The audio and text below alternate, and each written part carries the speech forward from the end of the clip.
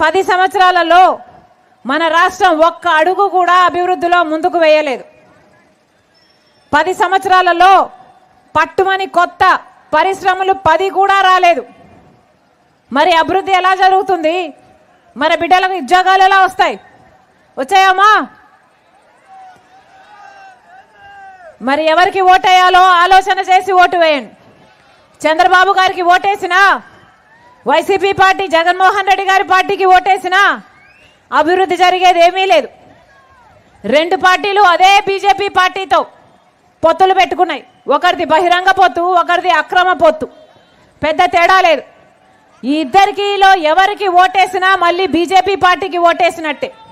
పోనీ BJP party మనకేమైనా చేసిందా అంటే, ప్రత్యేక హోదా ఇవ్వలేదు బీజేపీ పార్టీ, పోలవరం ఇవ్వలేదు బీజేపీ పార్టీ, రాజధాని కట్టలేదు బీజేపీ పార్టీ, మన బిడ్డలకు ఉద్యోగాలు ఇవ్వలేదు బీజేపీ పార్టీ, రైతులకు 2 చేస్తామన్నారు, ఆదాయం చేయలేదు బీజేపీ పార్టీ, ప్రతి పేదవాళ్ళ అకౌంట్లో 15 లక్షలు వేస్తామన్నారు బీజేపీ పార్టీ. ఏ ఒక్క వాగ్దానము నిలబెట్టుకోకపోయినా ఒక పక్క చంద్రబాబు గారు, ఒక పక్క జగన్మోహన్ రెడ్డి గారు అదే బీజేపీ పార్టీ కొంగు పట్టుకొని వేలాడుతున్నారు. అదే బీజేపీ పార్టీకి గులాంగిరి చేస్తున్నారు.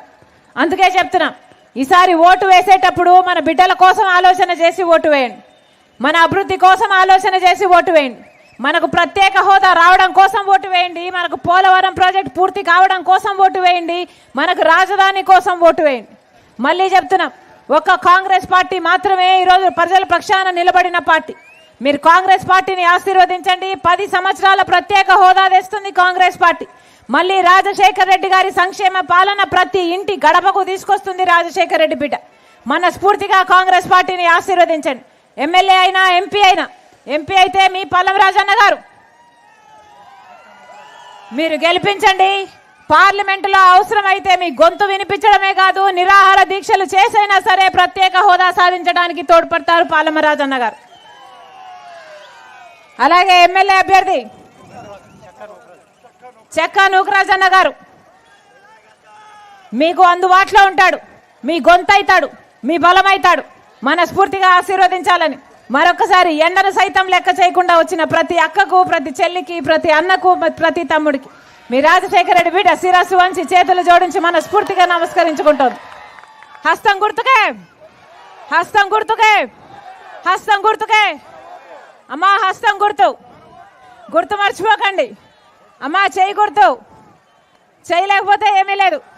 అవునా? రాజశేఖర రెడ్డి గారి గుర్తు ఆశీర్వదించండి. మళ్ళీ రాజశేఖర రెడ్డి గారి సంక్షేమ పాలన రావాలి తల్లి. మళ్ళీ రాజశేఖర రెడ్డి గారి లాగా ఆలోచించే నాయకులు రావాలి. ఆశీర్వదించండి. అమ్మా ఉంటా, అమ్మా అన్న ఉంటా.